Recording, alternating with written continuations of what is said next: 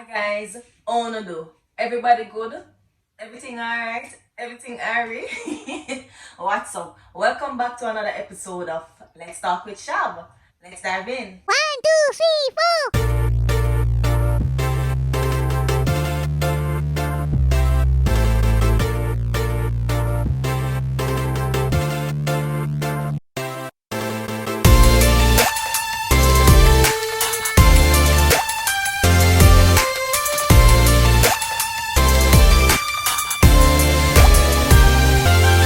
In this episode, we will be talking about babies. Babies.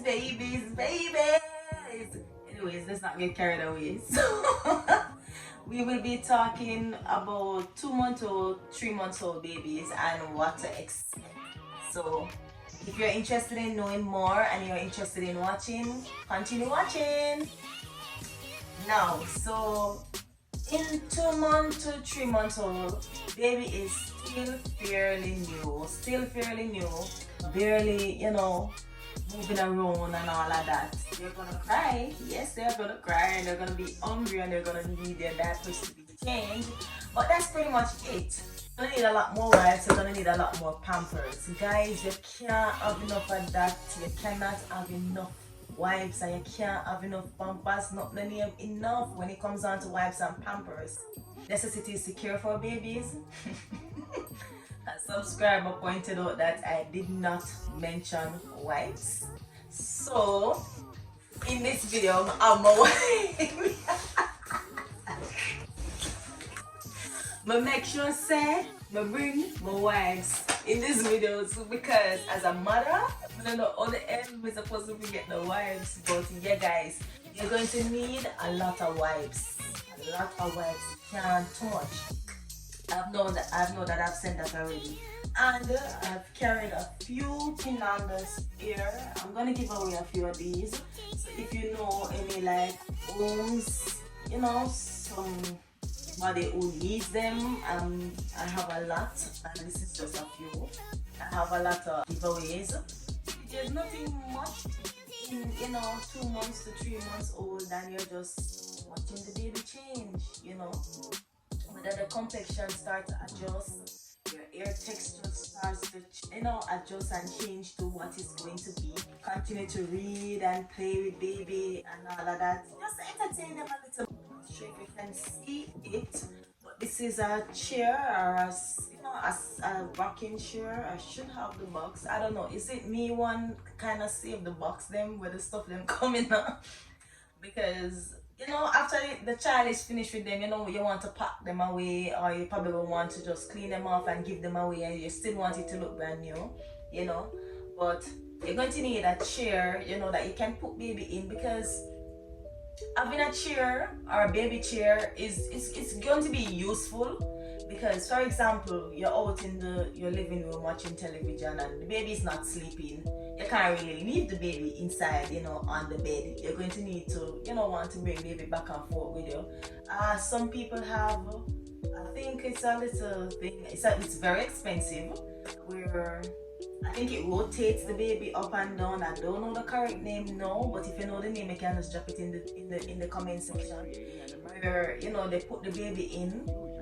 Some people have playpen, but you don't really need a big playpen at this moment in time. Baby is just 2 or 3 months old. You don't really need that, So as I said before, you're gonna need something to put the baby in. Bring the baby wherever you're going in the event baby is not sleeping. You're going to also need this. It's quite a bit early, because this says 3 months, but we're talking about 3 months, eh? So you're going to need one of these. Not sure if you can see it clearly. So I had gotten one of these for Rain. I packed it up, as I said before, when you finish with the stuff, then you just pack them back up. Because you can give them away to somebody who need them, or if you plan to have another kid, who knows. But I pack my stuff away. You put the baby on this, so it's kind of like a flat thing like that you put the baby on. And there's a piano section that is attached to it. This is what is left of it now. Examine A. This is what Ray did to it. I have to tape on the back part. These are some things that you should bear in mind when you're going to have kids, right? And this was a situation that I was faced with. You're going to need to know, in the event you're a working mom, who is going to keep the baby while you're at work? And if both you and your partner is working, who is going to keep the baby? While I'm at work, I'm going to have my babysitter, your mom, or a friend or a family member that's going to keep the baby. You need to bear that in mind, that if, as I said before, you're a working mom, but if you're a stay-at-home mom, and maybe daddy go out and work and you stay at home, then you don't really have to consider that. But when you're going to have kids, like, you need to know, okay, then I'm going to use this person, I'm going to use this place, to look after my child while in my absence. And it gets a bit scary. It gets a bit scary because you're like, you don't really want to say, I don't want to trust the person, but you're like faced with the situation, like, is he or she going to treat my child, in my absence the way I would treat my child? So that is a number one challenge that is faced as a mom, and it's not really talked about much, but the thought is there and the concern is there, and you want to know, like, okay, then remember, baby can't talk, baby can't do nothing, baby can't help themselves, they're helpless.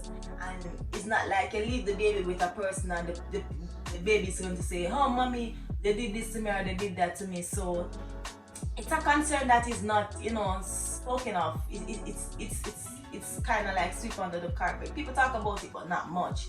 But it's a concern that's going to like rock your mind to say, okay then, I have to go back to work after 3 months, because Jamaican law, 3 months maternity leave. What you're going to do after the 3 months end, And as I said before, it's a topic that's not discussed as often as it should. But what happens after maternity leave? What happens? You have to go back to work. What happens, to your kid? Who's going to take care of your kid?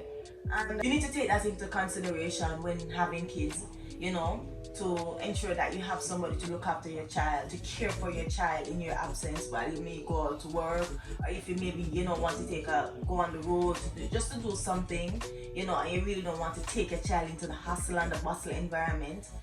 Another thing that you want to take into consideration is the immunization book.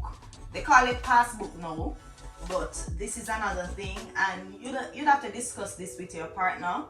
If you're a single mom, you talk about it and you're going to be like, where is it that you're going to take your child to be immunized? Because your child can't start school without being fully immunized, as most persons would know.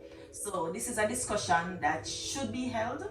And the reason why I say this is because pediatricians offer immunization, as well as health centers, private health centers and public health centers. Now, having a child, you need to take this into consideration.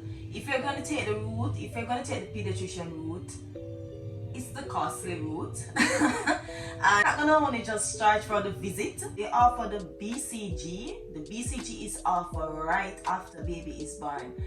Some people do it immediately after. Some hospitals do it the day after. And what is the BCG? The BCG is the mark. This mark that is on. Most persons have it. It's visible. I don't know where them putting a them injection. It's an injection, and when you look at it, you probably think that somebody stamp you on your hand or what. I don't know why it turned out like this, like a little stamp or a little mark. But most Jamaicans have it. I don't know if it's the same for overseas, but the BCG, it is the first injection the child will receive, and they receive this like the same day or a day after being born. So bear that in mind as a new mom to expect that. The next shot will be the 6-week shot.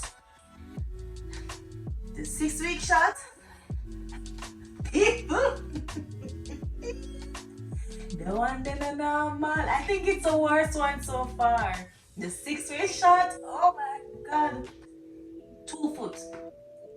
Can't move. worst. That 6-week shot in a normal people in the public sector. I want to put in a them shot there because I'm telling you, here it lists that it's OPV or IPV. They give you the DPT or the DT, and they give you I guess it's hepatitis B and HIV. This is all that is consist in the 6-week shot, and trust me, when baby get that, then firstly I remember Rain crying.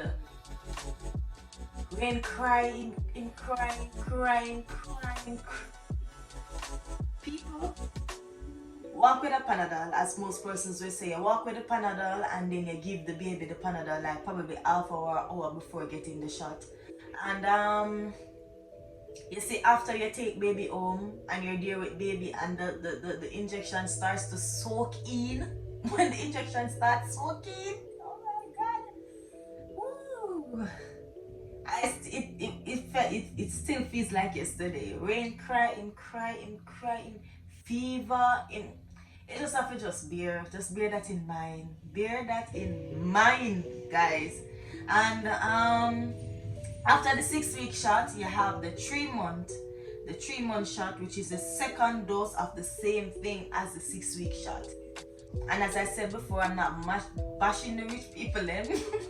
If you have it, you have it. You take your child to a pediatrician and you pay. I think when I asked, when Rain was 6 weeks, I think one of the shot was about $12,000. Do not quote me on this. I think one of the shot was like $12,000. One was about $8,000 and another one was about $9,000. Do not quote me on this, because I really remember that was months and years ago. But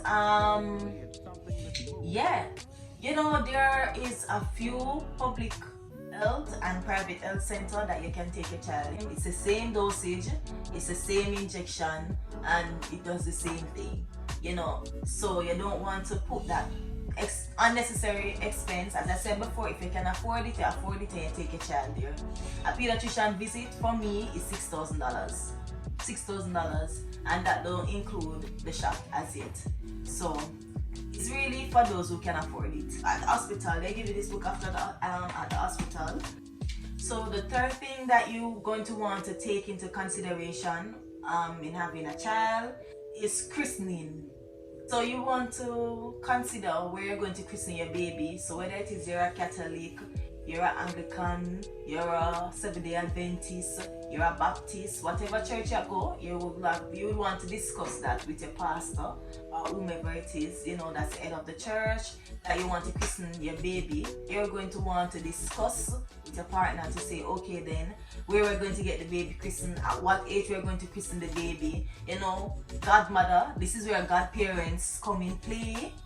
And most persons, it's a tradition where person will say, you have a godmother and a godfather.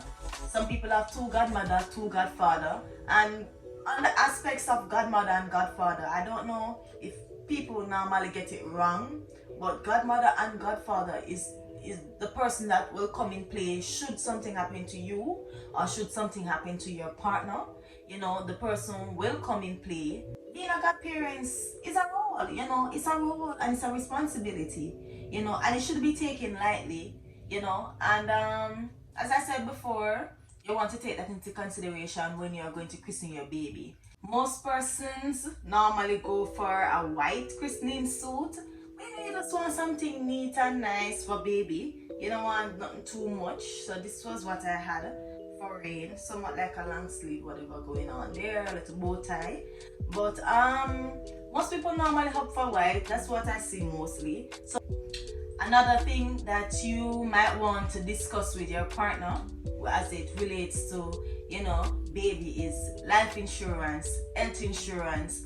As I said before, these things are not normally discussed and talked about, but if you want the best for your child, and persons, and as I see it, it's a normal occurrence, a person to say, I didn't get this as a child, so I want to provide this for my child, and it is something to discuss, it is something to consider.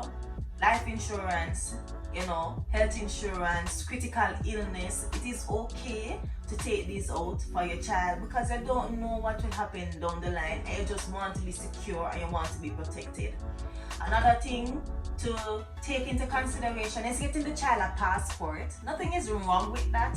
You can get the child a passport, and another thing you can also consider in getting the child a visa.